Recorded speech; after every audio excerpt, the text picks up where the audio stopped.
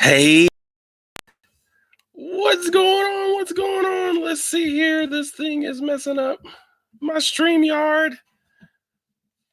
Boy. I feel like Bishop is around. Start having technical issues whenever you don't want to have technical issues. Camera's messing up. Microphone's messing up. I've just been doing a lot. Getting videos, cranking videos out. Not watching the news, though. Not too much. How y'all doing? Look at there. Still mess it up. Let's see who's in the room. Who's in the room? Yes, we appreciate you guys for stopping by this evening. Yes, Miss Deidre. It's good to see you. Oh, yeah. Get this. Let's see. And we got Miss Dorothy.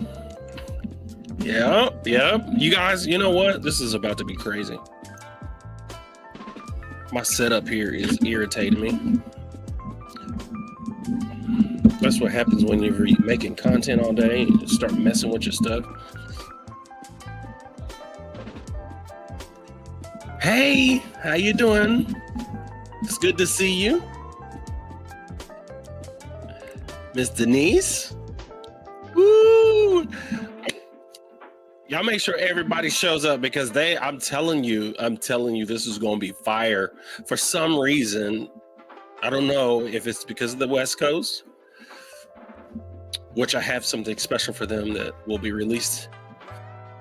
It's already released on Patreon. Miss Gwen, it's good to see you, Miss Gwen. Yes. Miss Marie, it's good to see you. Brother John Thomas. I like Brother John. John Thomas has a really unique thing that he does. And so what he'll do is he'll have YouTube on his big screen and then he'll have Facebook on his phone. That way you can comment, because comments in Facebook are very active. You can see that in YouTube, but there's a lot of interaction, being able to comment off of other people and things like that on Facebook. YouTube, when it comes to live, it needs to work on that. Anyways, what's up, Brother Don Jackson? What is up? You gonna like this, brother? I'm sure you're gonna want to have her on your show. She's amazing. This is gonna be crazy. I'm telling you, this is gonna be crazy. Hey, Miss Karen. That's so cool to see you. Miss Karen's here. It says, Karen Thomas, because I guess she's kind of like related to John Thomas. I don't know. She wants everybody to know.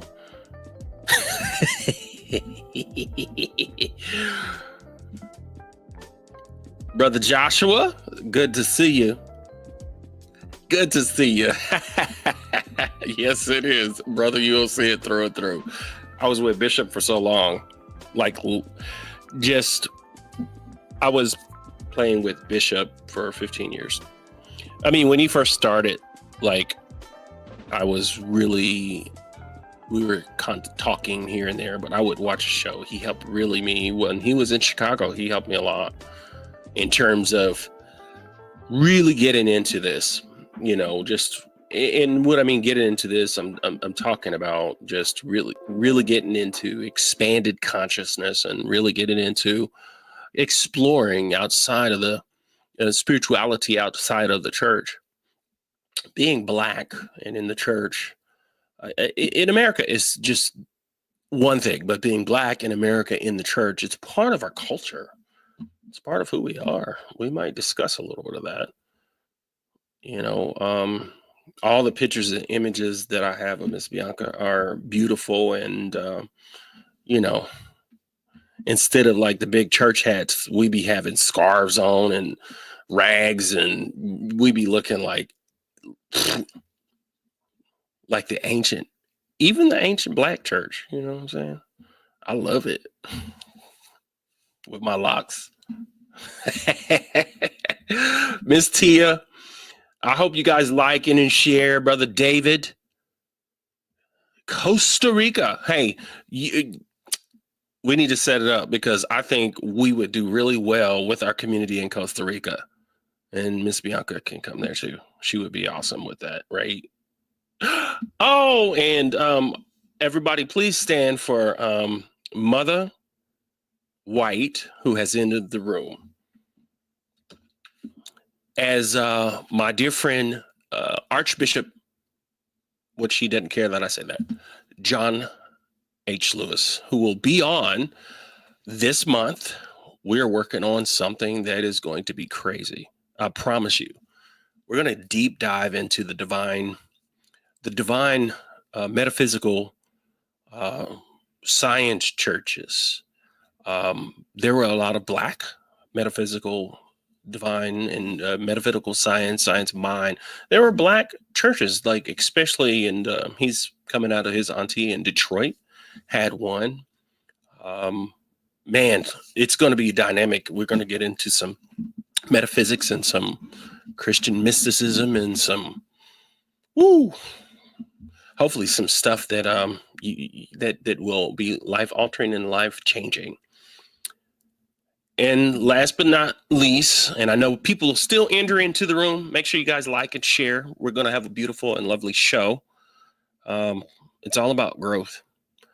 Miss Teresa, thank you so much. This is all about growth and how we are here and being able to tap in, tune in, and turn on, right? I don't want you guys to forget, I am really getting active and posting on in our Patreon. I have a really unique and cool video that is going to be talking about a little bit of the history, a little bit of a dark history of California related to the fires. Really neat exploration. But without further ado, we're going to get this party started.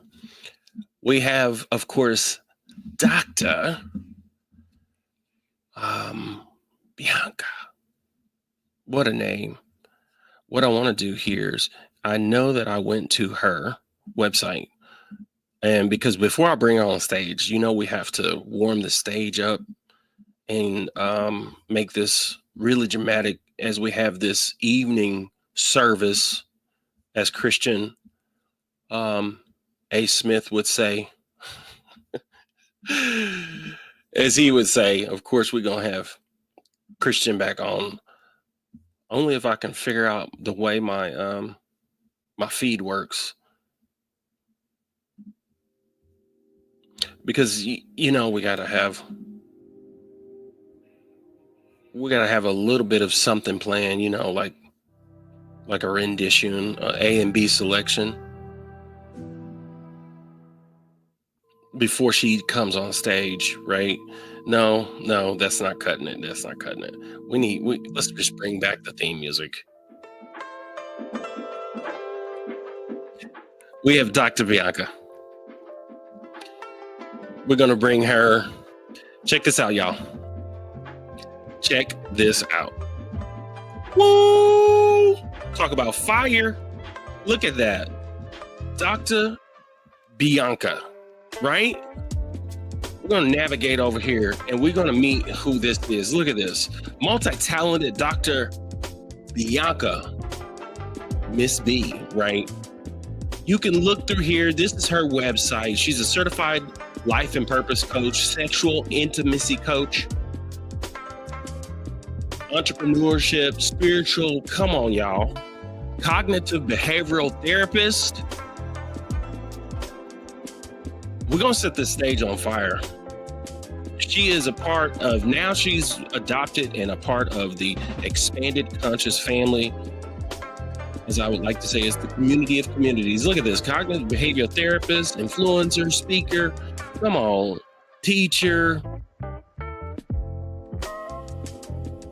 Y'all, come on, let's welcome Miss Bianca to the stage. You are funny. Hello, everyone. Hello. How are you doing this I'm evening? amazing. I'm amazing. How are you? I'm good. Good. I'm good. Even through the things, you know, I have cameras and all those different things set up, and did a podcast recently, and so therefore, like off-site podcasts, and so therefore my camera is not the same, and this and that. But anyways, that's life, right? Understood. We navigate. Yes, we do. We navigate it. You know, we navigate it, and so I'm so excited to have you with us this evening. And I think this has been in process, right? For a long time. It's been a long time coming for sure. I think you and I, I met you on Apostle Clapp's platform when he interviewed you sometime last year. Oh, wow. Yeah, that's when I first, was introduced to the great. Okay. I didn't, I wasn't, I really wasn't sure, right, that when it basically happened, but I do remember that I evidently said something and you put it in a quote. I did. And oh my God, I was like, because that was right during the time of Bishop's transition. And so therefore it was just kind of like, when I seen that, I was like, oh, what? I'm not Bishop.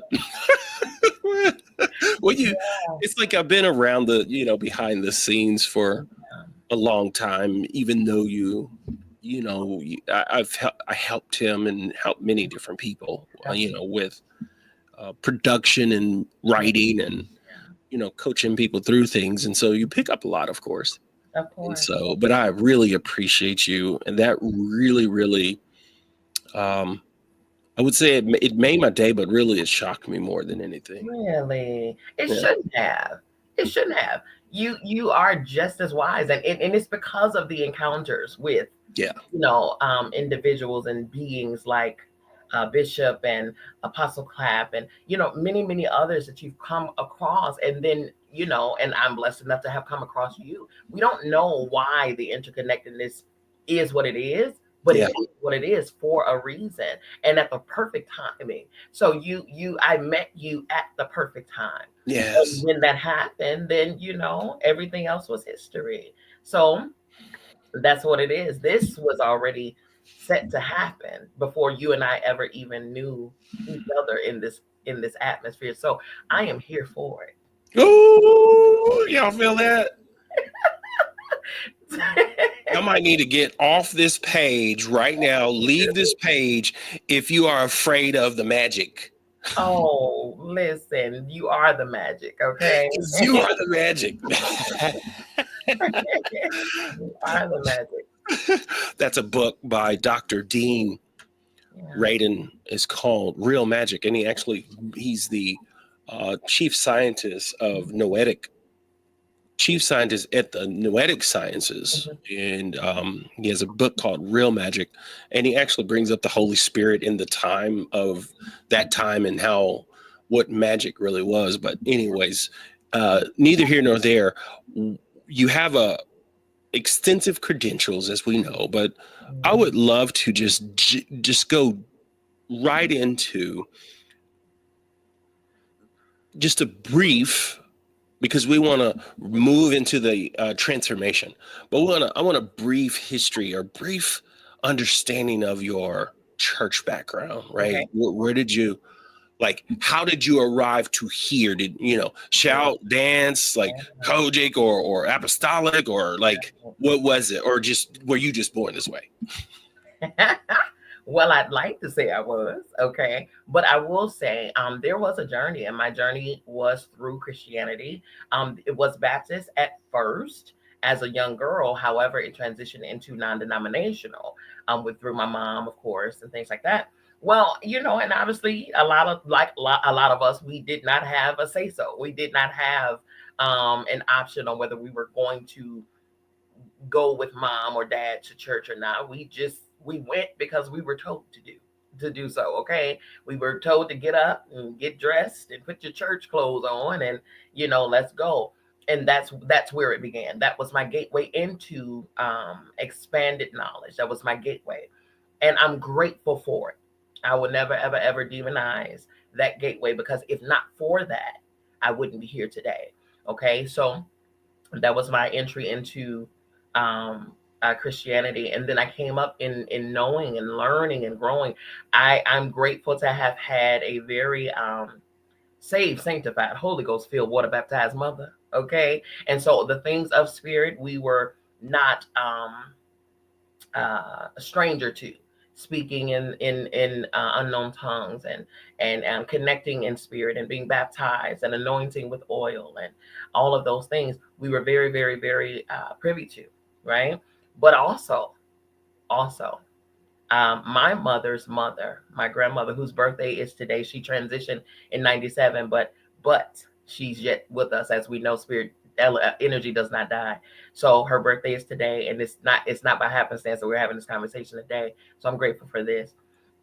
With that being said, she was not a church goer. She came from Mississippi, born and raised. And of course, we know those southern states, there was a practice there. There was a connection to African, ATR, and, hoodoo and things like that. And so she was more so into tarot. She was into the bones. She was into zodiacal readings and things like that. But when I would inquire, as children are very curious, I would inquire about those things, and the answer was that's witchcraft, or don't worry about that. That's none of your business. That's grown folk stuff. But I would always be curious about these things. What are these things? What are these artifacts? What are these tools? What are these items? And then I also, as a young girl, would find myself staring at the stars. What's there? What's out there? What is beyond this?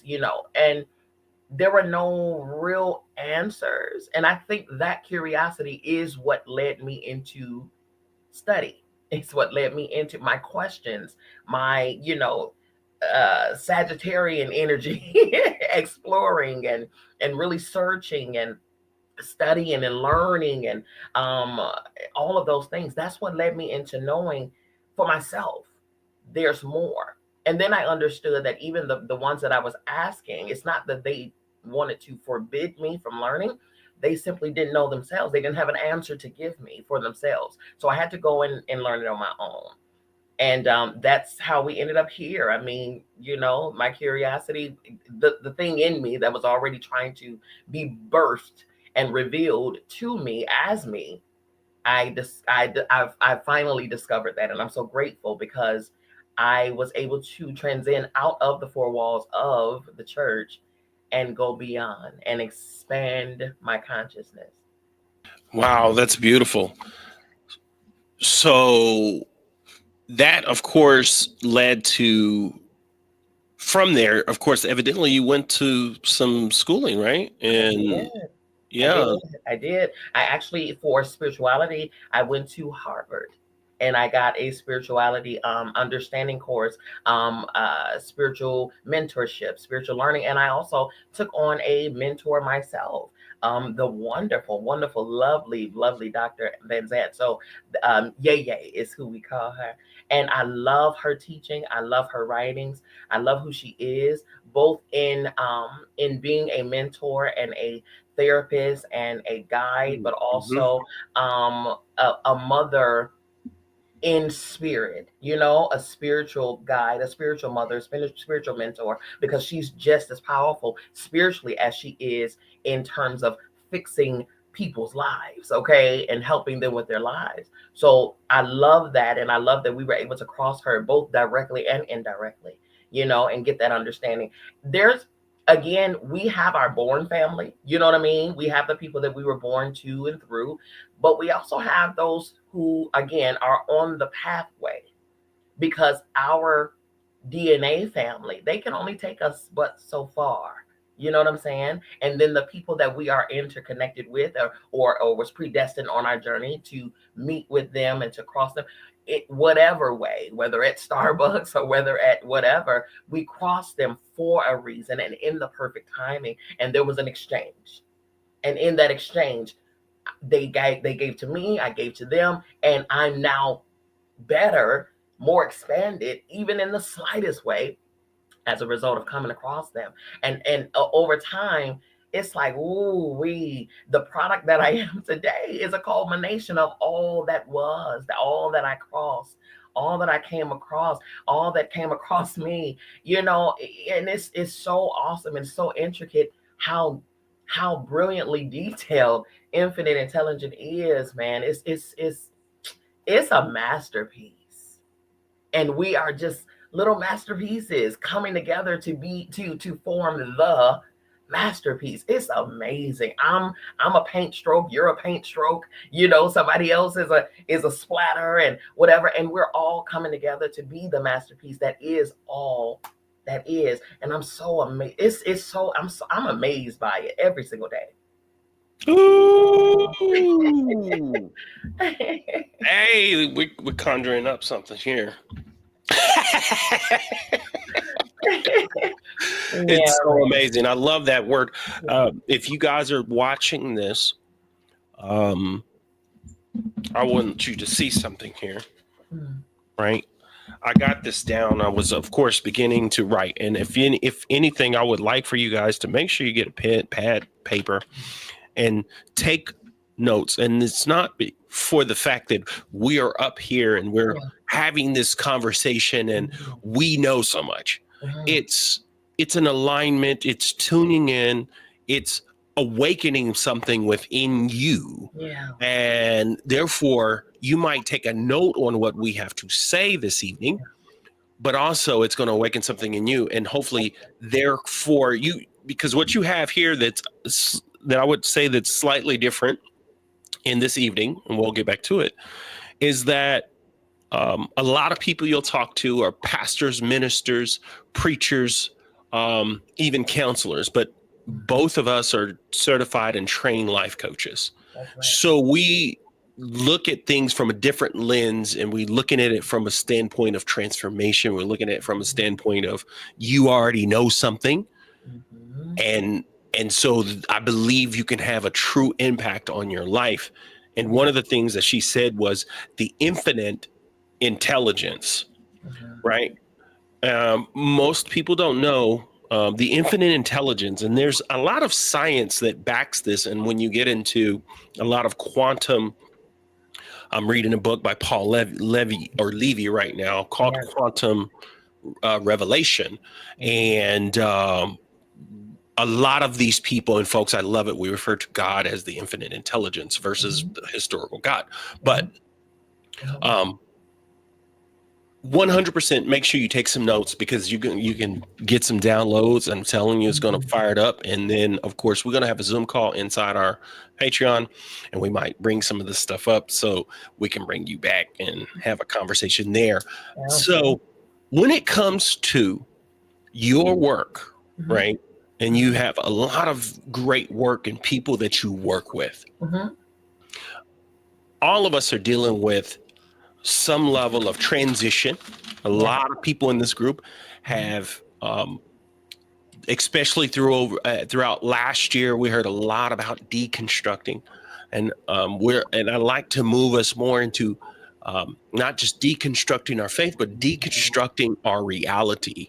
Yeah. Deconstructing, some people talk about decolonizing, but then whenever we look at deconstructing our reality, we begin to question our reality, which then puts everything else into question. Sure. Sure. And um, you probably didn't know, but I know that you would be able to work with, and I titled it Dancing with the Shadow, Stepping Yeah. into the Divine Self, right? Yeah.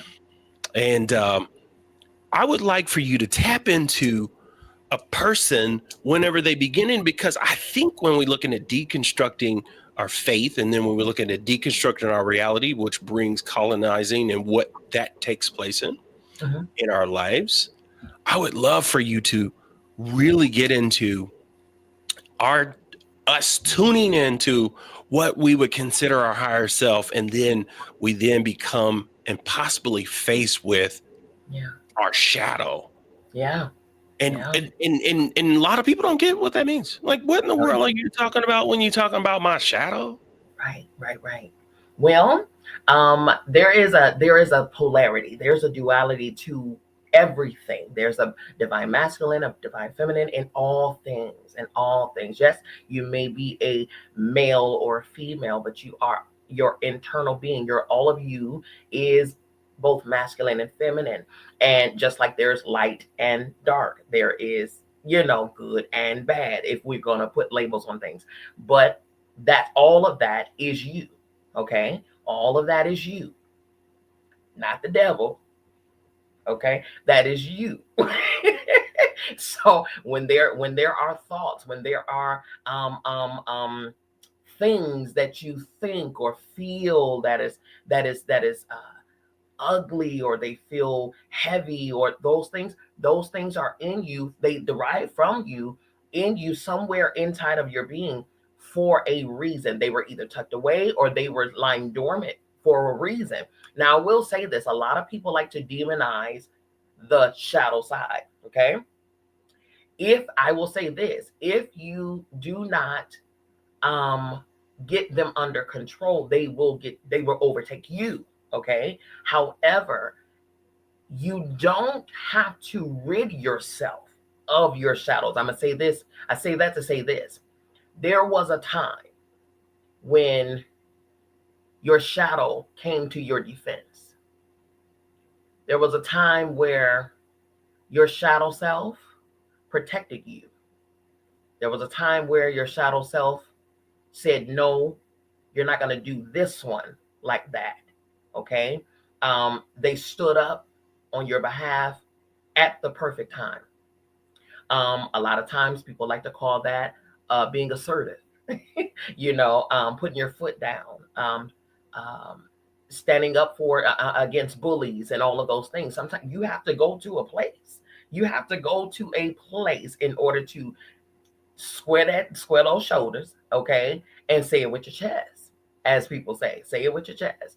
It's going to take a shadow to do that. If we're all love and light, okay, then that can lend itself to becoming passive, okay, being a doormat to people because you just think that, turn the other cheek, and I just love the Lord, and all is well, and there is a lot of strong and heavy dense energies in this plane that requires your shadow to be near and dear, okay? But if you don't have control over them, then they will overtake you for sure. Okay. Um, they can come in ways of rejection, abandonment. They can look like that. They can look like neglect. They can look like low self-esteem. They can look like a lot of those things. But it's for us to sit and really take a look within, which is where the journey begins. Knowing, I really do believe this, knowing the fullness of the infinite intelligent one, the I am, the almighty, is knowing the fullness of you, knowing the whole of you, peeling back those layers, all of the things that may even be murky to look at. You don't even, they're ugly. That's you. They're beautiful. That's you. They're scary. That's you. You know, they're amazing. They're gorgeous. They're stunning. They're, that's you. That's all in there. And that's a part of the things that makes you you. But it's a matter of, instead of being ashamed of them, because we've been taught a long time to, lay down your burdens and do all, just, it's so much. I would say, I gotta say, religion. It's so much religion, and there's so much conditioning and programming, because we have not been properly taught how to go within and how to just really look at and fine tune home a lot of those things, and dissect, what's that? What is that? What is that? Well, what is that?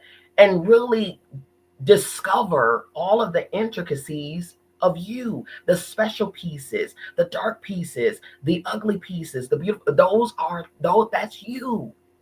If certain things are no longer serving you at certain points of your journey, then you can say, okay, this thing, whatever this is, I thank you for being here. I thank you for aiding me. I thank you for protecting me thus far. But right now, I believe it is time for me to release you. And I release you with love and gratitude. Because if not for you, I would have been beat up back then. If not for you, I would have been shattered. I would have been torn. I would have been broken. I thank you. I thank you. I thank you, because the other part of me was too weak to stand up for myself. So I thank you, my shadow self. I thank you, my anger. I thank you for allowing yourself to protect me. Now I don't need anger anymore. Now I want to cultivate peace. Okay? And again, I thank you, because you aided me in being protected then. But now I release you with love and gratitude. And I elevate myself and I cultivate that area, and now I find peace. Okay? Those are things that we have to understand, that you embrace the things of you. Don't run from them, because the more you run, the more you will be overtaken. Embrace them. Come face to face with them, because once again, that is you. It is you. Okay. If we are sexual beings, right? But for a long time, especially in the church, we've been taught to be ashamed, or hide away, and no, we don't talk about that. Well, we need to, because this came with my body. Okay, so how do I use this the right way? How do I properly, who do I give this to? What is this about? It's not that it's a wrong thing to have, it's that no one taught us how to use it. No one taught us how to embrace it, how to love on it, how to pour out, how to embrace it. No one taught us how to do that. And so the journey of self to self is that: facing, learning, growing, embracing, releasing, healing, loving, trusting, allowing. That's what the journey is to the higher self, which is also you. Your higher self is the culmination of all that is, every single life that you've ever lived in any timeline. It's the completed you. It is your most divine and most sacred self, which is you. And it's you now. It's you now. But in this iteration, you're journeying to align with the you that is now. Past, present, future is still now. You are journeying. You are Yeah. on a journey. Yeah. How do we connect to this journey and know that we're on the right path within this journey? Because so Mm-hmm. many people sit back and they question, like, Mm-hmm. am I doing it right? And this and Yeah. that. And you have the imposter syndrome. And then, Yeah. of course, we get into the spaces of if things working and some things work and some things don't work. And Mm-hmm. I think the church plays a Mm-hmm. big role in our past lives and Mm-hmm. making us feel a lot of doubt. a lot of Sure. fear, a lot of shame. Mhm. And the only time that we would feel any level of of connection was when we were there, Sure. jumping, shouting, dancing.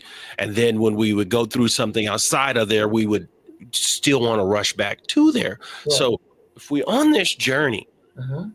what are some of the things, like how do we tap in and tune in and have something that makes sure it's resonating with Yeah. us? Well, I think all of those things that you mentioned, imposter syndrome, and is this right and is this wrong, and that is the journey. You know what I'm saying? That is the experience. We're literally here to experience, the human experience. That's what we're here to do. And in the human experience, there is a little doubt, there is a little fear, there is, all of those, the newnesses, because again, we've not been in this iteration. We're still, you're doing this iteration for the first time in our shell here. Okay. So the journeying is the, taking the wrong route and then learning that that is the wrong route, and then rerouting to the right route, right? A lot of the things that we learned, a lot of our lessons, and I know a lot of people can attest to this, a lot of the lessons and the wisdom that we gleaned in this life so far has come from us taking the wrong turn, doing the wrong thing, saying the wrong, connecting with the wrong people, right? Relating, having a relationship with the wrong person. We absolutely learned a lot of wisdom. We gained a lot of wisdom and understanding in the mistakes that we've made. That is the experience. Because had we not hit the dark, we would not understand what light, or appreciate the light that we were able to find. Okay. Had we not ran into chaos, we would not understand peace and the importance of peace, right? That's what that is. Had we not come face to face with hate, we wouldn't understand love and the importance of love and what is love, what is love and what is not love. We would know the difference between fraudulent or pseudo love versus actual, the love of the infinite one, the love of the I am. That is the difference, but that's also the journey. That is the journey. And taking those things, and instead of saying, "Oh, I made a mistake. I'm not worthy of good things in my life." No, no, no. Understand that, okay, I made a mistake. That is not, I am not the mistake. That mistake is not indicative of who I am. Connecting to what was, not attaching yourself to it, right? Saying, okay, I made that mistake. I made the wrong turn. All right. Okay. No problem. No problem. All right. I know better now. So next time I go down this road, I know not to make that right turn. I know to, you know, make a slight left here. Okay, cool. No worries. No worries. Oftentimes, instead of saying, cool, cool, cool, no worries, I'll go back, I'll try it again. We take that and we wear it. We wear the mistakes. We become the mistakes. We sit in them, ruminate in the mistakes. And that's where we get caught up in it, not realizing this is indeed a journey. This is indeed an experience. So yeah, we're going to run into brick walls. Absolutely. You've never taken this route before. Let me give you an example. And I love this because this is what my higher self, yes, this is what I confer with my higher self often. Okay. But this is what my higher self told me. This is the example that I got, which was amazing, by the way. Okay. I thought it was so cool because they know me, you know what I mean? So they know how I understand. They know how I get things. So Mario Brothers, the game Mario Brothers, right? We all know it. We all love it. Childhood pastime. So on the game Mario Brothers, before we even take the game out of the casing or remove the cellophane, the object of the game is that Mario wins. He's already programmed to win. Okay? That is the game. That's the whole course of it. But when we insert the game into the console, we turn the power on, we do the whole 1-2. Mario is already equipped with several lives. Okay? He has no, it's just his little bitty self. Okay. He don't know, he knows nothing about this journey he's about to take on this level 1. He knows nothing, right? He doesn't, and the thing is, he only stands there as long as you keep him standing there. You then have to move Mario. You have to move him forward. Right. And if you just moving forward and you're not looking for any type of clue, any type of coin, any type of mushroom, you're just moving them forward. You're not doing no jumping. You just going forward. Then he's just gonna go forward, and he's gonna miss everything that was already predestined, preset, pre-programmed on this journey for him. Right. Right. Listen, hey, come on here, but you moving more Mario on this game. The reason that Mario was even given more, like 3 lives, I believe he was given it before you started the game. Why? Because the game already knew you were going to need these lives, because you're gonna go down here and you're gonna mess up. You gonna die. You're gonna die. You're gonna get ate up. You're gonna get toppled over. Yep. So you're gonna need these. You don't know why, but you're going to see soon. Okay. Because you didn't pay attention to this. You might not have jumped soon enough here. You might not have, gotten your mushroom here. Trust me, you're going to need these lives. So you were already given them, right? See, the game programmer already knows what the game is about to bring you. Come on. Okay. The game programmer already knows what you're about to face. Come on. It's Mario that does not know what he's about to face. Right? So when you move him, and then you just say, you know what? I see bricks above his head. Let me just jump and see what this is. Next thing you know, you have your funds, you have your money, you have your mushroom, you have your health. And notice this too. The mushroom only came right before he was about to face a huge obstacle. Correct. Not any sooner than he needed it. Yes. Okay, I equate that to him stepping into his higher self, his God body. Because notice, not only is a mushroom, hello somebody. Oh, okay. Now, it's a mushroom. Not only did he consume the mushroom, but he got bigger, like 3 times his size. So not just his natural, but his super. That mushroom added a super on his natural, so that he can face this big ugly monster, i.e. his shadow self, okay, and defeat the shadow so that he can go through the tunnel and level up, right? He cannot get to the next level until he defeats the shadow on that current level, all right? He won't do it, okay? Now, when he gets to the next level, what happens? You got to start over. He got 3 more lives. Come on.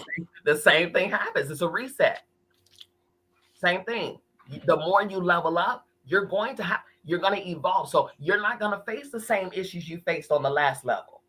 You got some new things to face this time, right? But we needed you to pass that previous level though before you. So now you're aware of what to look for. Now your eyes are open. Now you won't die as quick as you died back there. Woo. Okay, that's the journey, you all. Woo. The programmer, the programmer is what I think is really important in that message. Yeah. Right. When we start talking about the game of life, and the programmer, basically us, right? There's some people that have that knowledge, that have that understanding of this game, right? When you play a game. And because some people have already played the game, of course. Some people are recreating aspects of this. Come on. They played it before they even put it out in the market. They played it, worked out the kinks. Hello, they came before you to make sure that your journey would be a smooth one. You would have a journey. Now you're going to have to go through some challenges, but all of the hard stuff, we knocked those out. Don't worry about that. We got those covered for you. Matter of fact, we did it before you even realized this game was even in creation. That's the journey, man. Those are your guides. Those are the angels. Those are all of the ones, the ancestors that came before you. That's who that is. Come To on now. ensure that your journey, your path was going to be one that set for you to travel. Okay. Yes. But keep in mind, what did I say before I even started? Before the cellophane was removed from the package, Mario was set to win the game. Okay. Here's the thing. If we play the game with that in mind always, we won't be feared and we won't be scared about all the monsters that's going to come our way. Because you know why? Come on. Oh, I'm set to win this game anyway. Oh, this light work. Too easy. Too easy. Yeah. Because you already do. I mean, you already know. You have maybe the concepts. Oh, come on now. I think that analogy, not only is it beautiful, but it sets us up, right, for understanding, Yeah. right? That is almost like a cheat code. Because if you knew the program behind the game and you had to really look at the programming of it, right, Yeah. you might not understand it. Yeah. Right. But just knowing that we can look at certain aspects of life, because it's funny, because as they play, as the creators of these games create these games, you best believe that some of them, a lot of these creators go into that space of understanding certain aspects of life, right? Yeah.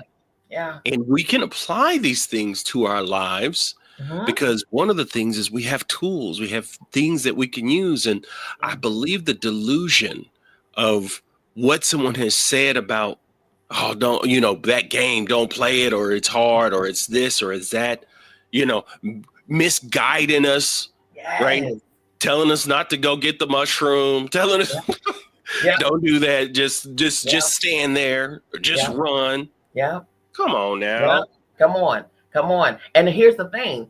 If you were not able to do or to get through these levels and to defeat these monsters or whatever the case, it wouldn't be in the game.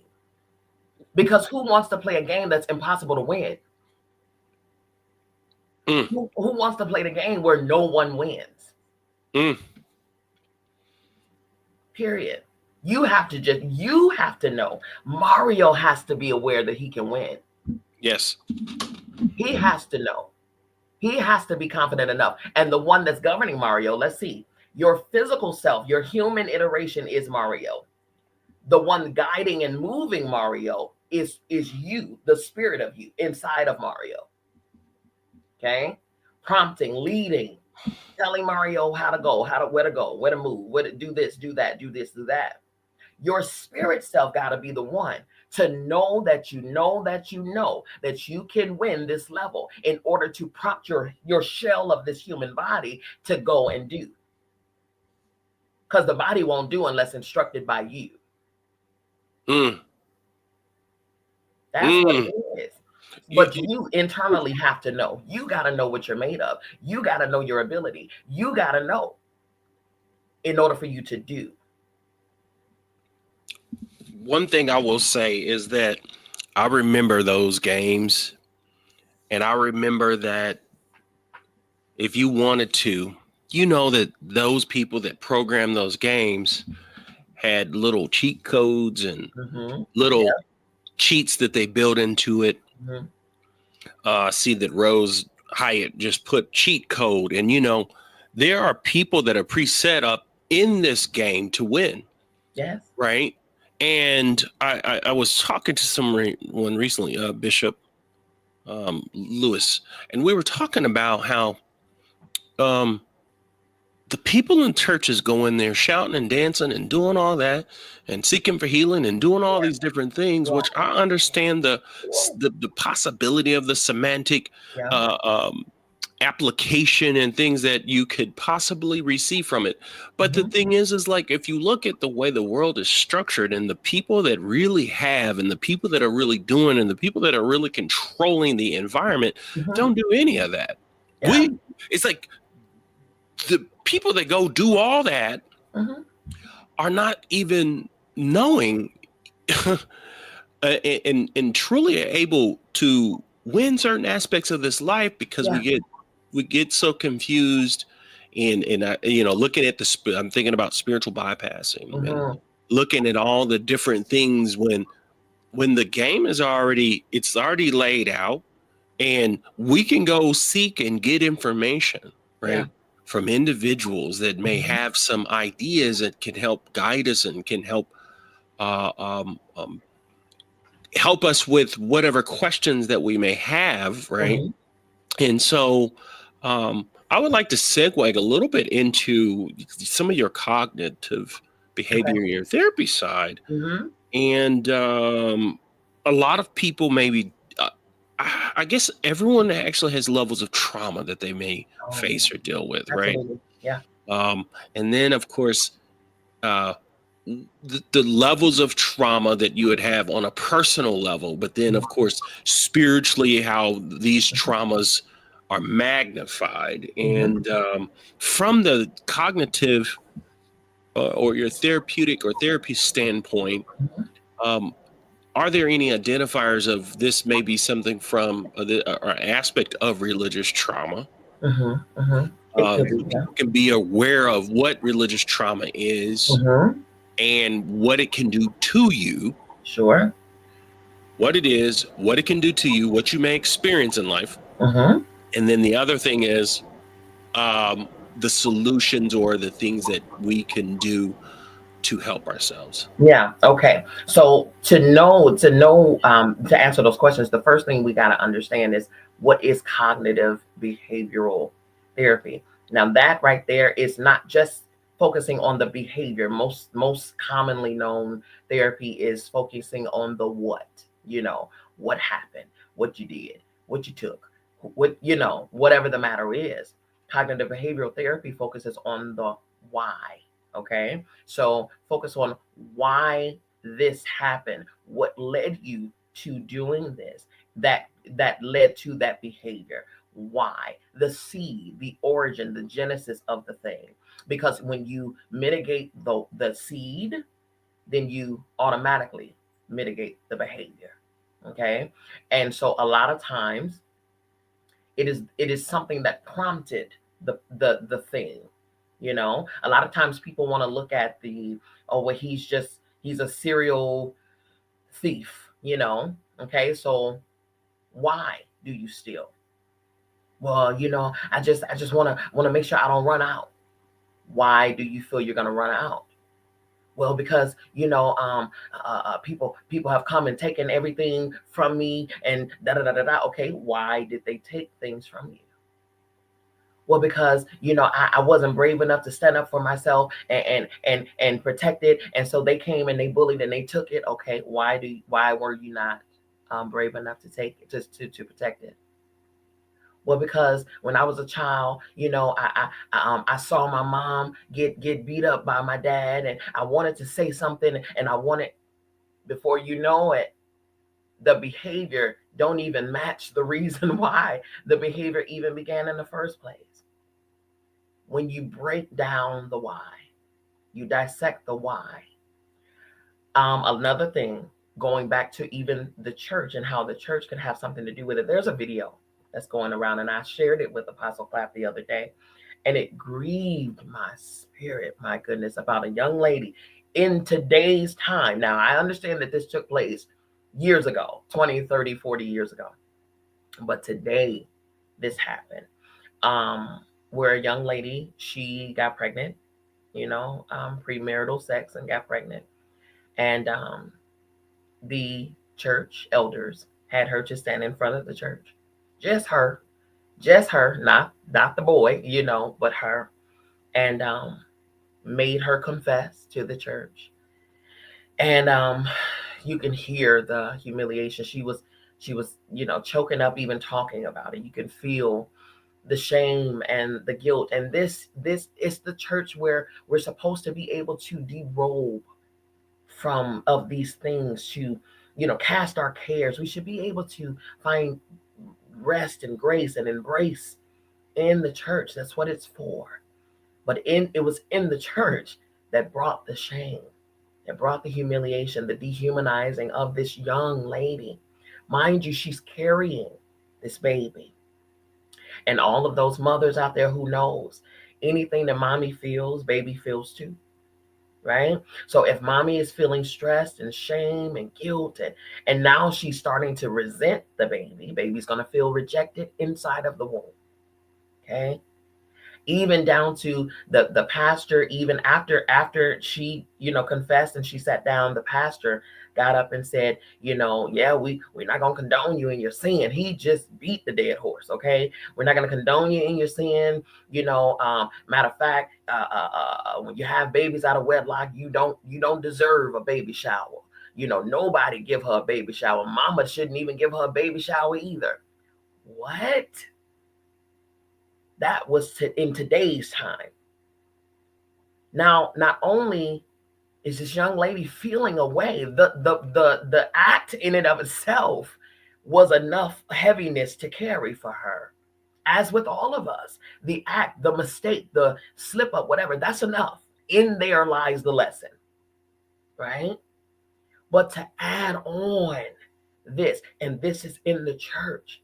Now, if she were to continue to be raised and grow up, have the baby, and dismiss the baby, and not want the baby, because now she's taking on, oh, you ruined my life, or you caused me to feel this way. And then mom goes out and she becomes promiscuous, and she, this and the third, because all of there's a scarlet letter on her chest now from the church.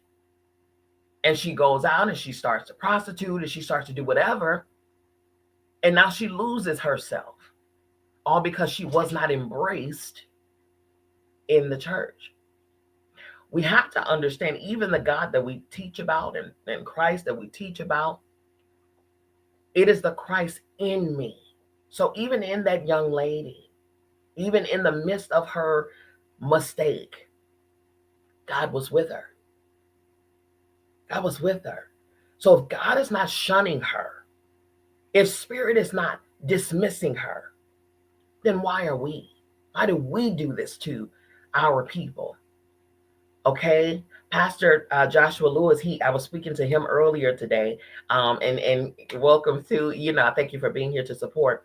But we were talking about his message. He taught his congregation yesterday regarding it wasn't God who killed and crucified his own son. It was the people who crucified Christ. It was the people. It was the Roman Catholic people. It was the church. The church did it, not God. It was the church. Where's the grace? And that's why cognitive behavioral therapy, that's why therapy, period, is necessary. I understand. Yes, we pray.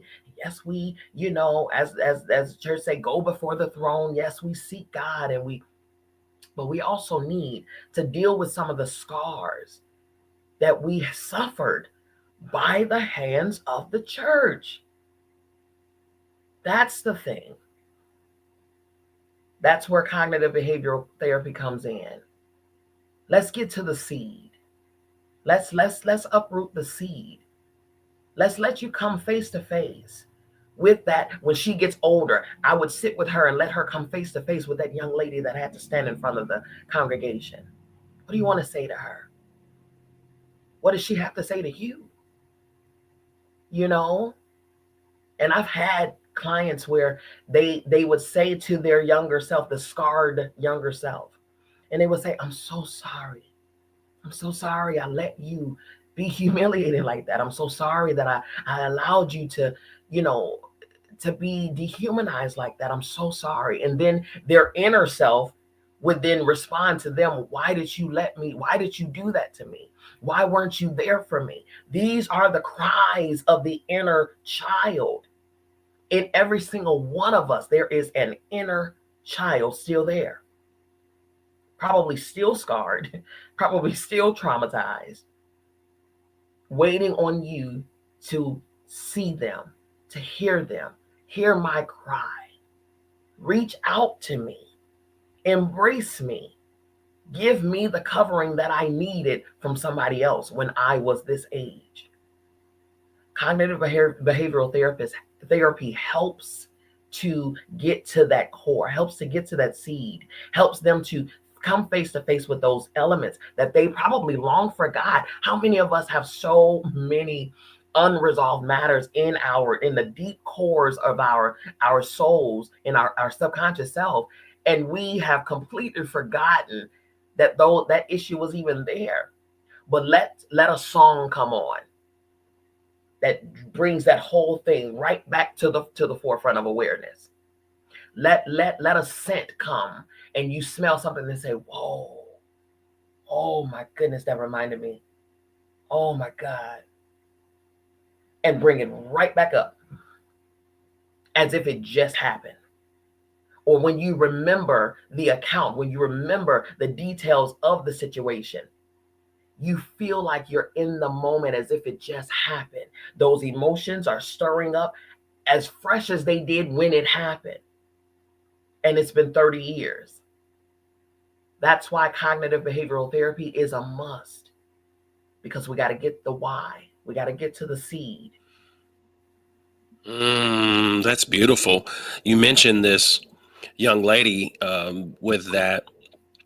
In the day and time that we can go viral before a church, right? So he's in a position and they are in a position that actually may have some checks and balances, unlike many churches had before. Yeah. I'm pretty sure it's an old school apostolic, possibly very similar to Geno Jennings, Yeah. because they are in that. It could be in that line of a session, and it's interesting because it's a part of our culture to feel like and to do these things and not necessarily know that we may be harming ourselves or harming people. It's kind of like, spare the rod, spoil the child. Right. And we look at discipline, and then, people are proud about extension cords. Come on. You That's know, it. you know, I spank and I used, people had extension cords and sticks and one of my, I've always had the question, and I know it's true, where if you go to a prison over the past, I don't know, 20 years, 50 years, if you go into the prison and you look at the hardest criminals, and ask, did you get a spanking? and I'm sorry, but I'll tell you that most people, if you grew up in the culture, got spankings, right? Absolutely. You got some level of, actually, and some of those people probably got beat. Yeah. Most likely, a lot of those people in prisons got beat. I have my own experiences.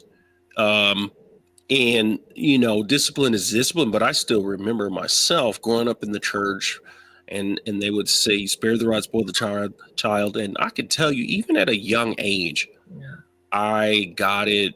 I just did not understand when a parent would say, this hurts me more than it hurts you. This is how I show my love. Right. There's all kinds of very traumatic, ill, traumatizing things that we would do based on scripture and Bible. Yeah. In history, and justify it. Yeah. Can't really tie it ourselves to slavery, right? Mentally. Yeah. And I think because of my experience, because of my training, because of my education and schooling, and being able to work on the self, being able to feel this, it's easier to not necessarily blame those people. Just like this Terry guy that's a pastor, not necessarily blame them because they're doing what they've been taught, but at the same time, the trauma that's being caused to the individual is still levels of trauma, right? It's still levels of what you may experienced in terms of like a person, like growing up, a lot of Black people, especially Southerners, you grow up and you get discipline or spankings, and of course some of ours was old school, and it was just wild. And so when I think about that young lady experiencing that, one of the things you said that was really interesting was like,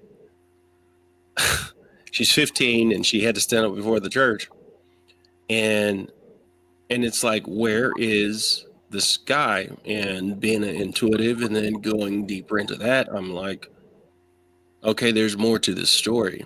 It is. Um, and because it wasn't a 15-year-old equivalent to her, I just feel it in my spirit, right? Absolutely. She's in the church and she knows, and so therefore, um, it may come out, it may not come out, Yeah. right? That there's probably something deeper to this in terms of who is this Yes. person that actually gets away with, right, Yeah. not needing to come before the church.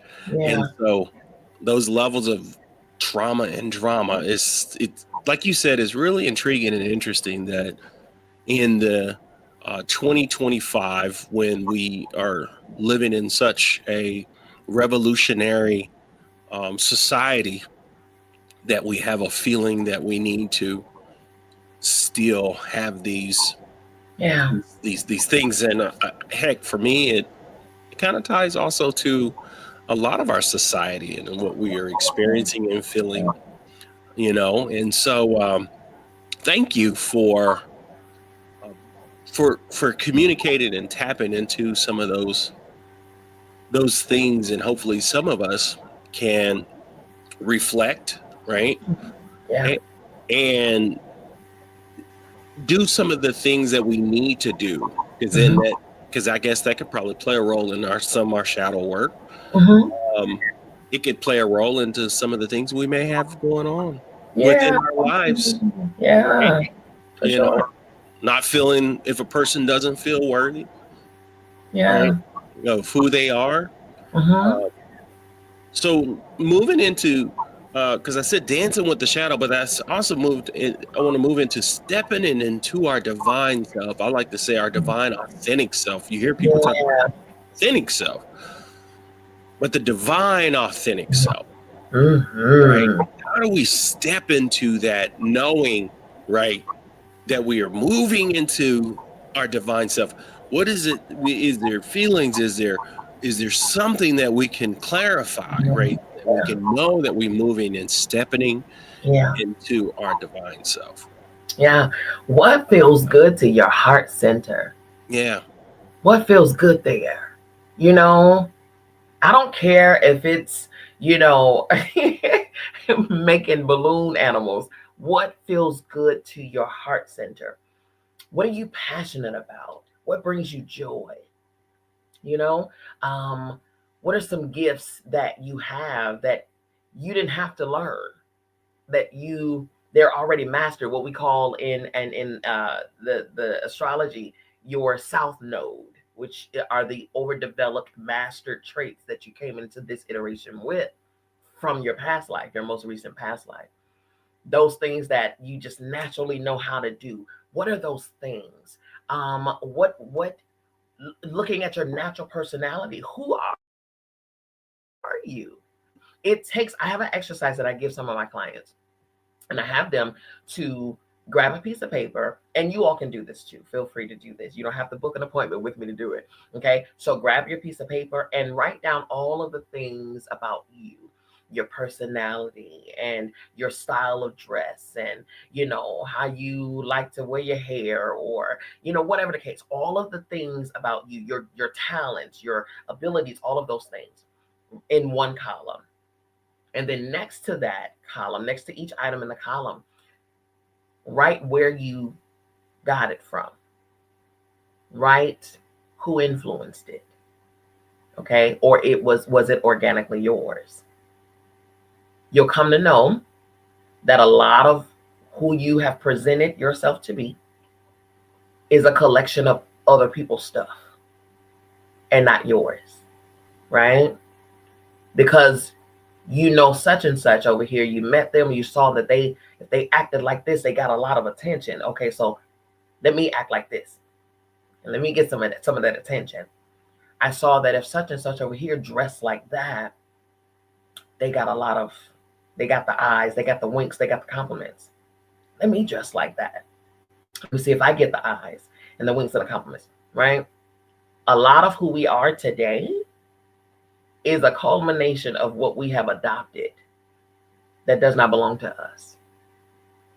The first step to aligning with who you are, your higher being, your true authentic self, is identifying what doesn't belong to you and then releasing those things, stripping yourself of other people's stuff, and then standing naked, you know, proverbially standing naked with yourself, identifying all of you. Who are you? Have you met you? Have you introduced yourself to you? You've been with you all of your life. You have been the longest relationship that you've ever had with you all of your life. But honestly speaking, a lot of us have never truly and fully met ourselves. What makes me tick? What drives me? What motivates me? You know, those things. When you really dive deep into self and just really ask yourself those questions. What do I love? What do I dislike? You know, how do I wanna be? What do I wanna be? If I had all the money in the world, right? What job would I be working right now? If money was not an object, what would I be doing? Those are the questions we need to ask ourselves. And when you get those answers, pair it with what you're living right now and see if they're in alignment. If you are passionate about writing poetry, right? There's something in my tongue, on my tongue. If you're passionate about writing poetry, why are you at the mechanic shop? If you're passionate about building houses and being a carpenter and a craftsman and whatever the case, then why are you in a cubicle? Those are the things. When we get down to the intricate ingredients, there's a wonderful song that I love, old school song called "The Makings of Me." Add a little sugar, honeysuckle, all of that stuff. What are your ingredients? What's in your gumbo pot? When you identify those things, you can then stand more into who you are, right? Who you are. Don't get me wrong. We're going to have motivators. We're going to have examples. We're going to have inspirations, right? But oftentimes we're not inspired. We just are mimicking. We're duplicates, carbon copies, because we haven't taken the steps to really identify, who am I? Why am I here? Why am I breathing? What do I bring to the table? I have a unique fingerprint. No one on the planet shares my fingerprint. That's unique, which means that there might be some other things in you that only belong to you, that only you can bring to us. What are those things? When we identify those things, that's where love comes in. And I know we talk about self-love, and yes, self-love and pamper yourself and massage and manicure and pedicure. Those are good, but that's that's not self-love. That's not the real self-love. Self-love is loving yourself enough to be honest with yourself. Self-love is loving yourself enough to say, you don't like that. You don't want to do this. What are you doing? Loving yourself enough to say, you know what? We're going to take back our life. As Michael B. Beckwith said, we're going to take back our mind. We're going to take back our heart. We're going to take back our gifts. We're going to do what we desire to do. What feels good to my heart space? I'm going to honor me. I'm going to honor me. I'm going to respect the gift that is me. I'm going to respect and appreciate and give gratitude to the creator who made me the way that I'm to be made. There's a reason why you are unique.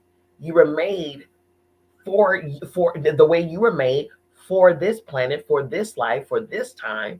as yourself for a reason. We don't need another Kim Kardashian. Lord knows. Okay. We need you. And knowing that we are one, of one, as one, if we don't have you in our oneness, then we're not whole. We need you in all of your truth, in all of your authenticity, in all of your preciousness, in all of your beauty, in all of your amazement, and all of your magnificence.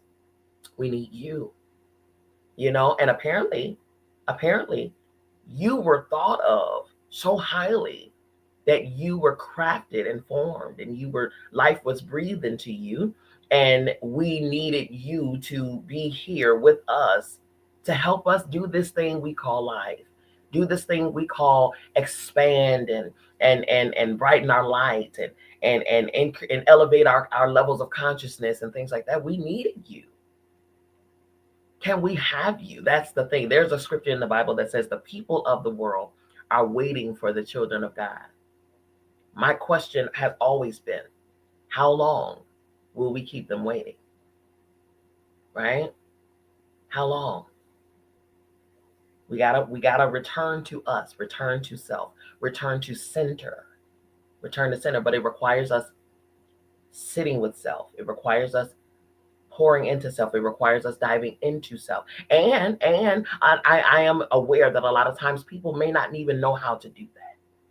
That's why we have individuals, Coach Malachi, myself, we have so many other people that are gifted, called, and anointed enough to be able to hold your hand and say, walk with me. I got you. Because that's all we're doing, holding each other's hand, walking each other back home to our most highest sacred divine self. Right? Trust and believe. Once upon a time, we didn't know how to journey this thing. Somebody had to hold our hands. That's what it is. Returning to your authentic self by returning to you, your center.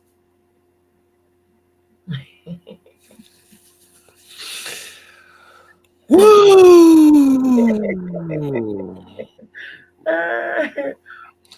Sometimes when we hear things, we have to take that moment and let it resonate with our hearts and let it resonate with our soul. Selah. Selah. Pause and think on these things. Yeah. Absolutely. And just let it work on us. Yeah. We've been through so much. We go through so much. Mm-hmm. And living in the world, especially here over the last 20 years, where news and information and what we are experiencing and what's going on and how these things are targeting us to get us to believe something, to get us to operate in some kind of way. Yeah. And, one thing that's really interesting when we look at that from perspective is that there are more people that are becoming millionaires in the past 20 years, right, than there ever has, just based on information, based on knowing, based on having the right information, or based on understanding. And whatever you consider that as, some level of freedom of who you are, right? Freedom to become who you are. Yeah. The beauty of us being able to use this technology to connect so that we can share, right? Yeah. And we can come together. And I think I like to reverence that in these moments, right? Absolutely. Absolutely. It's a joy, it's a brightness, it's a connection. Yeah, it is. That man, I think it makes me reflect a little bit back on, of course, being around Bishop Pearson and on this journey of open dialogue, if you will, when it comes to who we are. And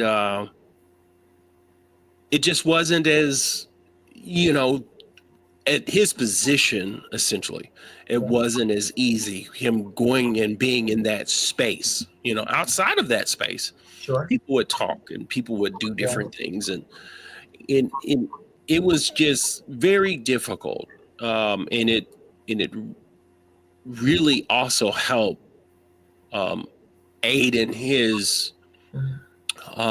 in his health.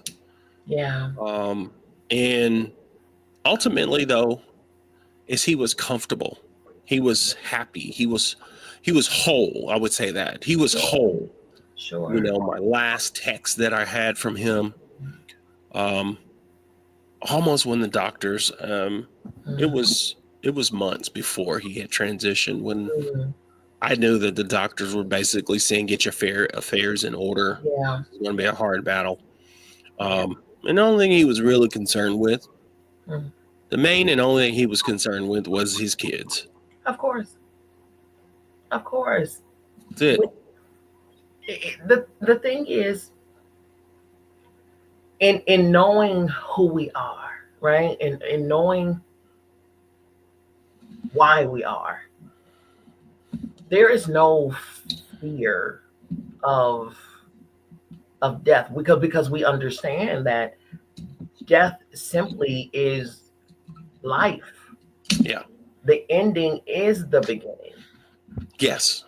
You know what I'm saying? So, and we also know, as well as he truly knew Yes. that after this, there's still more.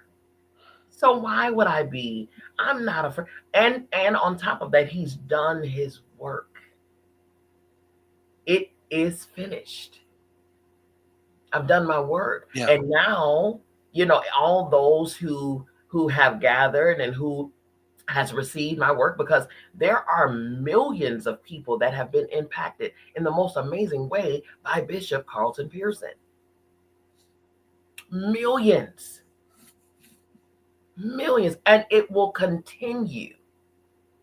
It's steadily growing and expanding. His voice is steadily carrying.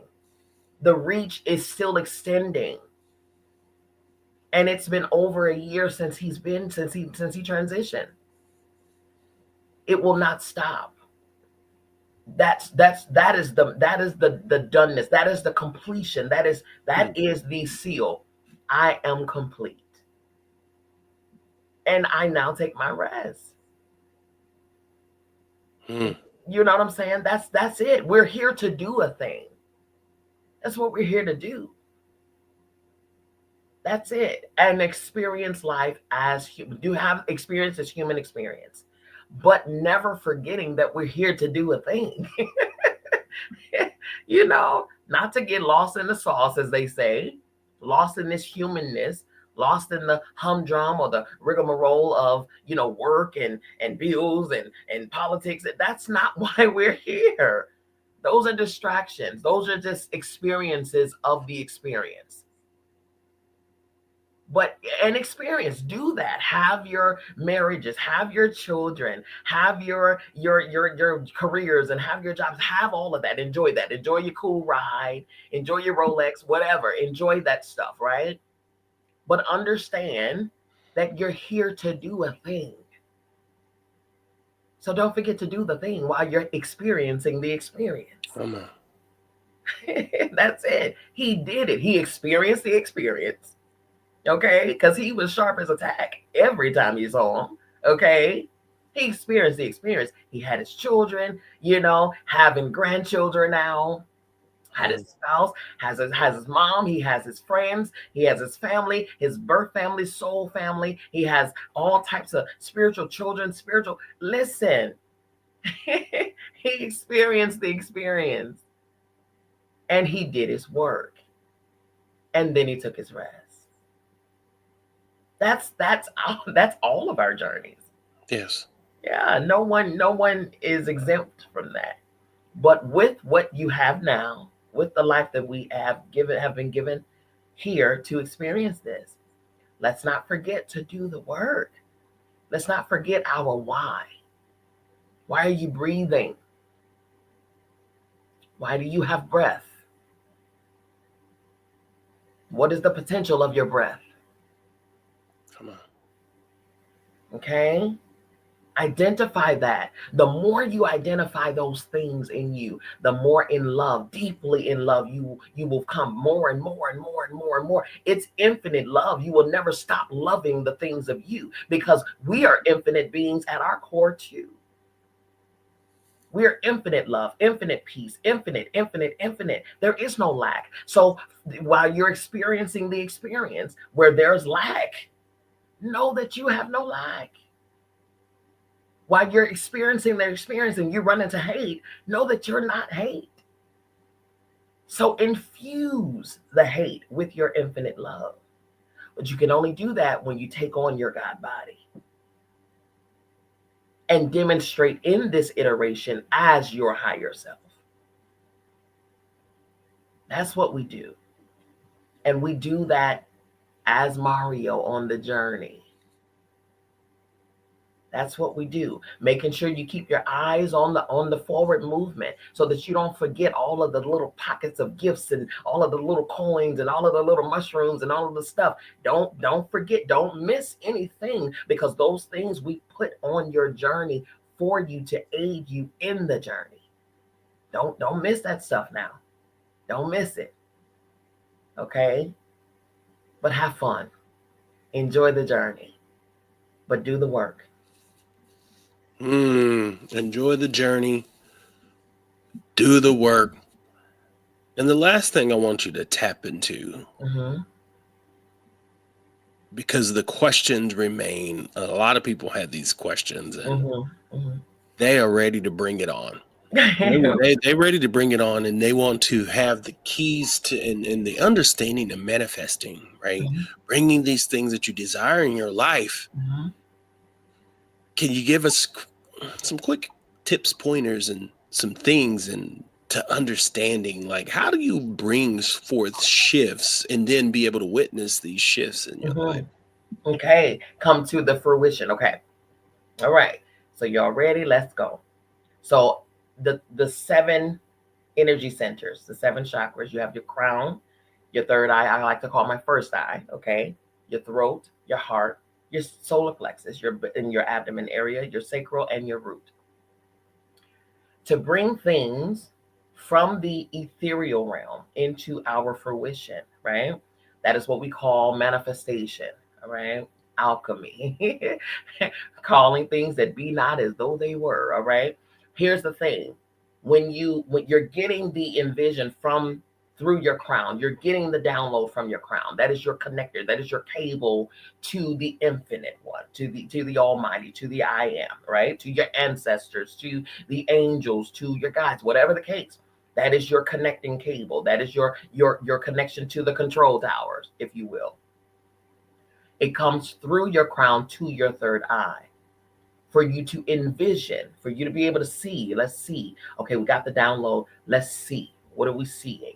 Okay, so you envision a house, whatever. You envision whatever it is that you downloaded, that was downloaded to you. Okay, you see it. All right, then it goes to your throat. You put it in the atmosphere and you say, I have, I will, all of those things. You put it out there, you speak it, because once that power comes through your mouth, understand your words, your words, your words, your words, whether you realize it or not, you are a powerful, magical being. Okay.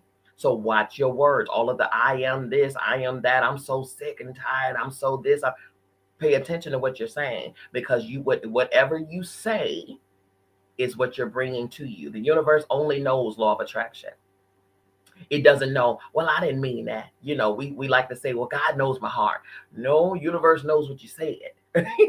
And that is the frequency at which it's going to come back to you. You become a magnet to the things that you emit from you, right? Those things draw back to you. So you say what you see.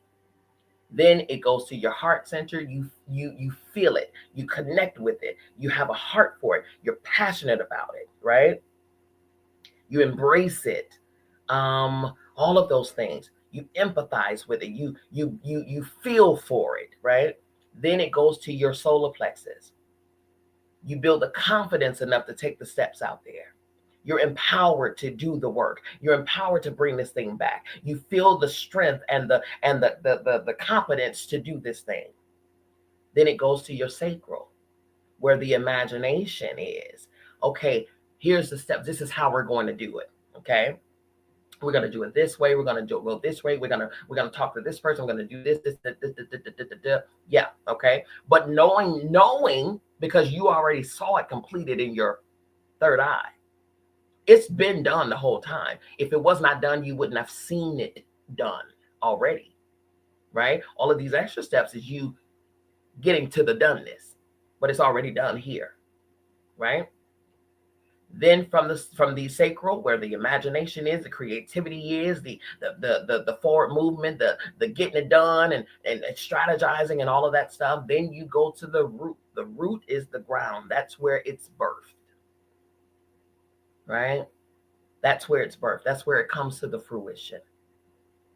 And then not only do you birth it, but you know how to develop it, how to cultivate it, how to grow it up, how to mature it. That's where all of those things come from. That is the cycle of which we manifest. But when we first get it through our crown, know then that it's already done. Know at that moment it's complete, it's already finished. So at that moment, there should not be any doubt, any, oh man, I'm so tired. When is this gonna happen? And oh my good, like why is it taking so? Because the moment you do that, you delay the promise. You delay it. You delay what was already yours. You delay what was already done. You delay it from hitting the root. You delay it. Once you see it, know that it's done.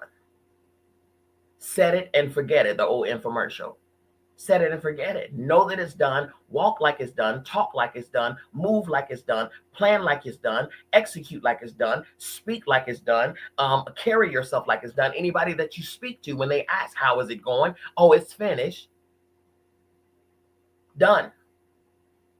I can guarantee you. And see yourself in it. See yourself moving around in it. You know what I mean? Envision yourself, walking around. If it's a house that you're manifesting and you're calling to you or whatever the case. I do this exercise with a lot of my clients. The house, the dream house that you have dreamed of, or whatever you've thought of. I'll tell them, close your eyes and take me on a tour. Take me on a tour. And I asked them first, have you ever been to this physical place that you desire? Oh no, I've never been there. I've never been there. In this life, I've never been there. Okay, cool. So take me on a tour. I want to see you. I want to see your digs. I want to see your digs. Take me through the front door. Open the door for me. And they'll open the door. Okay, how does the door look? What is the door made of? Oh, it's made of oak. And it has a knocker, an old knocker, an old school classic looking knocker. Okay, how do you know this? Because it's already done. Then walk me in. Okay, and now we're in the foyer, and the walls are painted white. And then I have a great big chandelier, and there's a spiral staircase. And right beyond the spiral staircase, there's a family room, and there's a U-shaped sectional, and there's a throw on the back, and from there you can see the kitchen. There's a bar. And you've never been here before? No, I've never. You are describing it like you live there now, like you get your mail at this location. I say, take me to the kitchen. They'll take me to the kitchen. I say, okay, let's look in your refrigerator. Let's be nosy and see what's in the refrigerator. They open the refrigerator, and they're speaking all of this. What's on the top shelf? Oh, I have some milk. I have some orange juice, and there's a canister back there with some apple juice, and I have a couple of. And you've never been here, huh? Interesting. Okay. What color are your fixtures? I go down to the fixtures. That's what I mean. When you get the download and you can see it here, if you can see it, it's already done. All we're doing is taking it through the rest of the passageway to get to be birthed at the root. The key to manifestation is seeing and knowing. Completion is already done. And then moving in the direction of that. That's what it is. It does not take long. Lauryn Hill said she has a song. It's called X Factor. And the first line says, it could all be so simple, but we'd rather make it hard. It is very simple. It is. Once you identify who you are, once you stand in your power, once you understand whose you are. Rumi, the 13th century poet, said, you are not a drop in the ocean. You are the ocean in one drop.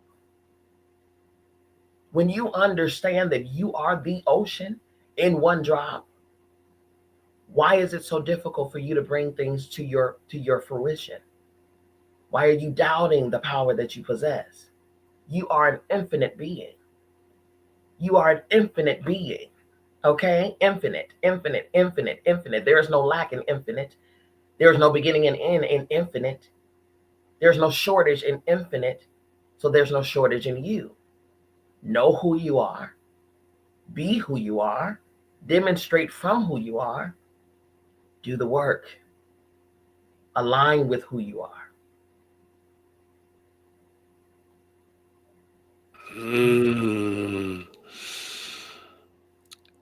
I know some people that are out there that are listening right now, specifically some people that hopefully you were able to hear that and you were able to take that in, because sometimes people don't realize or understand their words that they Yeah. speak, and they will talk down on themselves. Yeah. They Yeah. will say things like about themselves, and it's so common to say things about yourself that you don't realize you're even saying it. It's it. We're curating literally our own journey here.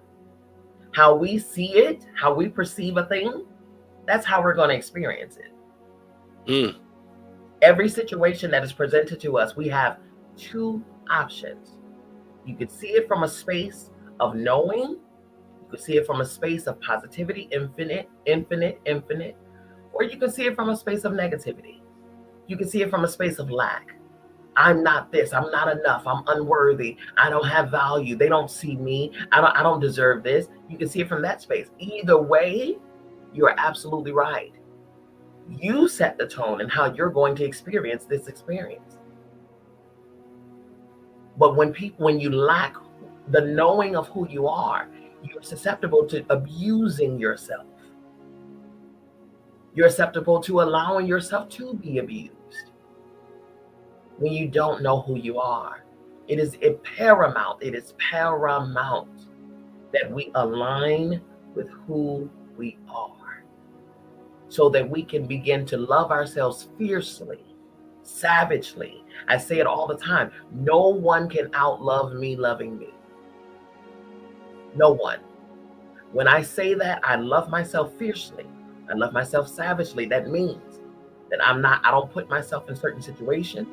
I don't put myself in certain environments because I don't like the way that feels in me.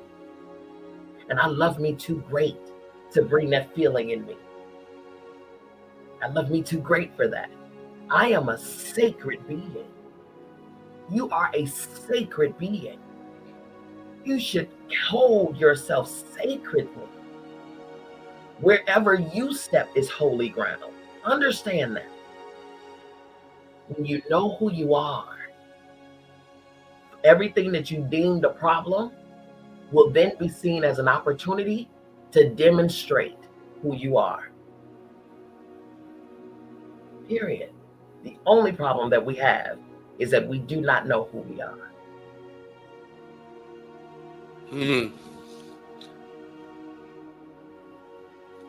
Could you go ahead and lead us into a meditation? Absolutely. Absolutely. Okay, I want you all to take one deep breath in, hold it, and release. Take another deep breath in, hold it, and release. This time when we take that deep breath, you're going to breathe in and you're going to release all the doubt, all the worries, all the stress, all the unbelief, all the imposter syndrome, all of the self-doubt, all of this low self-esteem. You're going to release that. Take one deep breath in. Release. See it leaving you. Feel it leaving you. Release, release, release, release, release. You are powerful. You are magical. You are magnificent. You are a masterpiece. You are a craft at the hands of the infinite one. You embody all that God is. You walk and talk and connect and speak and hear through the lens and through the ears of the Most High. In you lives God. Anyone that encounters you is encountering God. Anyone that encounters you is encountering the joy that God is. Anyone that encounters you encounters the peace that God is. Anybody that leaves your presence should leave whole and feeling amazing and feeling joyous and feeling light. Because in your presence, in the presence of the Most High in you, they are lighter, they are freer, they are more liberated, they are loved, they are embraced. And you in their presence. Know who you are. Be who you are. Connect with who you are. Love who you are. Forgive who you are. Give grace to who you are.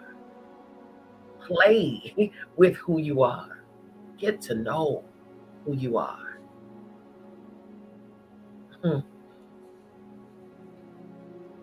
Spend time with who you are.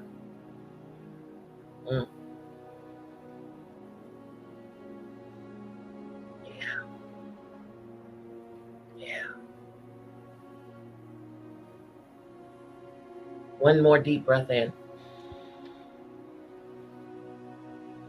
And release.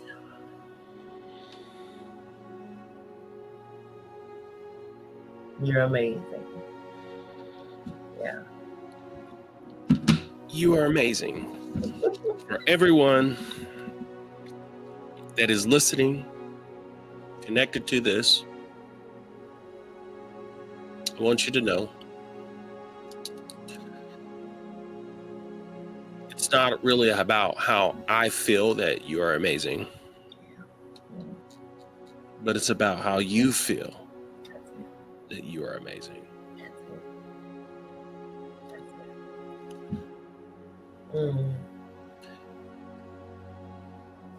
If you guys are still, of course, I see there's at least 24, 25 Thank you. on. Thank you all for being here. And there's her Cash App. It's right there on her post, right? $ BBMZBEE. It's right there. If you see that on the post, of course, you know, I always like for us to have the ability to, of course, you know, give back. Give to our people. Right? Thank you all. Thank you all. I tell you what, the seed is sown in good ground, okay? Everything I touch prospers, okay? Understand that. So when you pour into like Coach Malachi, when you pour into myself, when you pour into anybody that you're pouring into, understand that your seed will return to you 100-fold. Trust me on that. Trust me on that. Whether it's in monetary, whether it's in time, whether it's in giftings, whether it's in opportunities, whether it's in more love, more peace, whether it's in relationships, whether it's in whatever it is, whatever you have need of, that is what is going to return to you when you sow good seed and good ground. Make sure it's good ground when you sow seed, okay? Because you want that harvest, okay? You want that harvest. Absolutely. I mean, and people have to understand that is from the perspective of, if you eat the right foods, you spend your money on them, you stop shopping so much from the middle of the store and start shopping around the outside of the store, as they say, right? Yeah. It's January. We all know that we try to do different things in our lives. Resolutions, yes. Yes. And I think it's wonderful. If you haven't set a resolution, if you haven't set something out for you to do for this year, Yeah. and to change your life, you need to do that today. You need to take a note. You need to write it down. Yeah. And be committed Be committed. to yourself. Yeah. Be committed to yourself. Yeah. If you can't see that, I know it's right there. Just take a picture of it, because I expect or hope, and I'll do it here in a minute, but that you guys, everyone that's tapped in, tune in, just give something. Bless you. Thank If you. if 20 people were to do $5 or $10, it makes a big difference, right? It'd be awesome, especially for us. You said something earlier, and you said, if money wasn't an object, what would you be doing? Yeah. Right? Yeah. If you're doing something you don't want to be doing right now, and you want to be doing that, especially when it comes to how you function in the earth, on the world, how you live. Mm-hmm.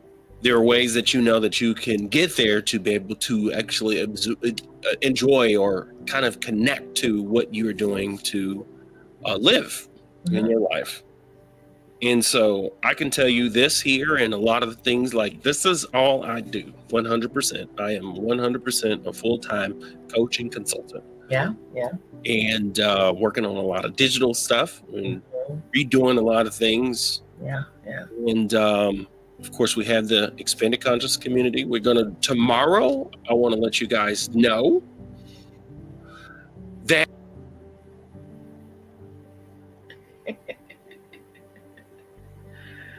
I think he moved the wrong screen.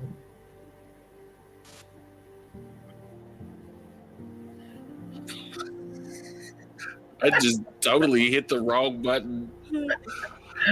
It's really awkward. It's just really active. That's okay. There's a lot of energy in the air right now, so. Absolutely. So, but tomorrow we're going to be having a Zoom call. I have to ask Miss Deidre. I was going to have Miss Deidre come on. I appreciate you, Miss Deidre, Miss Dorothy, Tia, active people that are. I appreciate everyone that is a part of the expanded conscious community, and what would organizations be, especially when it comes to this spiritual stuff? What would we be without the divine feminine nature of within all of us, but then the physical divine feminine, right? The one that are represented on this planet, right, as a female. Yeah. Out of all, I am tuned into who I am. Sure. And so therefore I don't have any issue or problem with recognizing masculinity versus femininity, but really recognizing the feminine essence. Mm-hmm. Mm-hmm. If you look at a lot of spiritual movements, a lot of them were with women. Yes. Yes. Because we have with women. We have the Midas touch. You know, we have the finesse. We have with women. The details and it's the term that they say, women can take a house and make it a home. You know, we take groceries and make meals. You know what I'm saying? So we take seed and develop and make babies. whole human beings. So yeah, we have that ability, our ability to develop, to embrace, to cultivate, to finesse, to shape, to mold, to yeah, we have that is a superpower. This is superpower, and it's necessary, right? So necessary. It's necessary for us in what we have going on. And that's one thing I want to acknowledge, especially here as we do what we do, Yeah. right?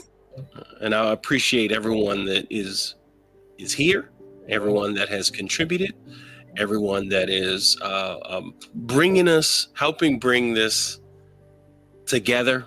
I consider this it's a community, but I like to call it a community of communities, right? Yeah. So, a place where I started that with Bishop, a place where people can gather, but I am okay with understanding that this is a community, but this is a community with a lot of communities, and I hope you be inspired. Yeah.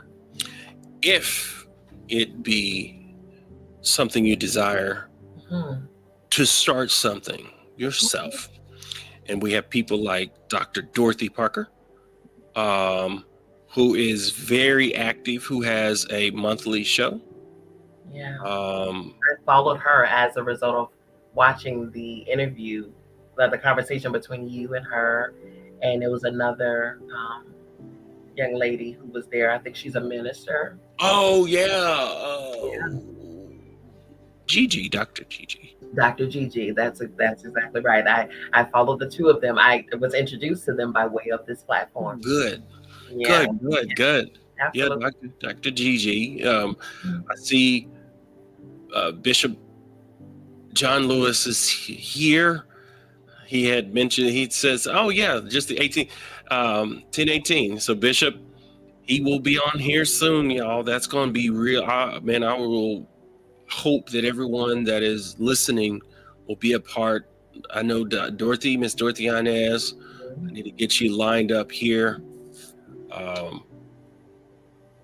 And so, because she has a platform doing some different things. I have had Don Jackson, he has a platform doing different things. So I really enjoy it. This is a lot of fun. And hopefully you guys get something out of this. You learn and grow. Don't forget right there's our Cash App. And here I wanted to put this last screen on.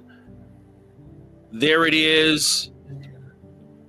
We're just the biggest thing is just go in there, sign up. You don't actually have to sign up. There's a no cost one, but then of course the minimal is 10, and there's going to be some changes that I do within that, but I just wanted to get something up and something done. And so tomorrow we will be having a Zoom, and I will most likely, you got to go to the Patreon Expanded Conscious Community on Patreon, and if you need that, make sure you put that link. I will try to get that link and put that into the comments. But that's there. We're going to do a Zoom. We're going to be talking about the future of this space. I still have my coaching practice, and I'm growing, and I'm about to really hit that thing really hard. And I consider this is somewhat separate of that. Yeah. And so, but I still have to have some structure. And so that's where all the people that come into play. And that's what we'll be talking about tomorrow. Yeah, awesome. On Zoom. Yeah. And so, and you're welcome to come. Yeah. Just because I would be those people, reason why I say that is because those people that are there are really working together to be a part. And plus, if they have any questions and they want to just be like, they want to just say, hey, and they want to say thank you. And then, so I might just send you the link just because they might want to be like, hey, you know, that moment, that time where you get to leave service and you get to shake hands. You know? Exactly. Listen, I will be the one saying, hey. Absolutely. I would love to. Let me know. It'll be beautiful. I appreciate you guys. You hang tight, Miss Dr. Bianca, and I can end this stream. I appreciate you guys. Love you guys. We'll be back next week. It should be Bishop, or we're also going to have Dr. Joel. He's a part of the community. The meditation that you did, that music that was there, he used to be a worship pastor like in England and by way of Jamaica, and he created that music. Wow. I'm a worshiper at my core. He's amazing. He's like literally a worship leader. Yeah. Former worship leader that was in televised mega church, but he also is a physician. Oh, nice. Wonderful. He's a practicing physician in Canada currently. So we're going to talk about some worship, but then we're going to talk a little bit about some wellness and the body. Like, I'm really into holistic medicine, right? Yes. I love it. Wellness industry. Yes. I think this is a part of it. So absolutely. And so we're going to talk about that. So it be either those two guys. We got some amazing people that are going to be on, and I'm working on some more truly amazing people. And so I guess until next time, guys, we'll see you. Good night, you all.